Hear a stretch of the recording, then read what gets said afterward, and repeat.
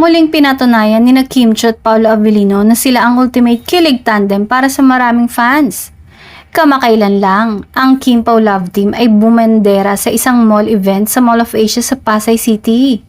Bukod sa meet and greet, naghandog sina Kim at Paolo ng live performances na talagang nagpakilig to the bone sa buong crowd. Ang nasabing ganap ay bahagi ng grand finale ng Chowking's Halo-Halo Land Tour na naglibot sa iba't ibang mall sa Pilipinas. At ang SM Mall of Asia ang naging closing nila na nagpakilig ng libu-libong solid fans. Samantala, sa latest ganap, spotted muli ang dalawa kaninang umaga nagbike kasama ang kapuso actor na si Alden Richards at ilan nilang circle of friends.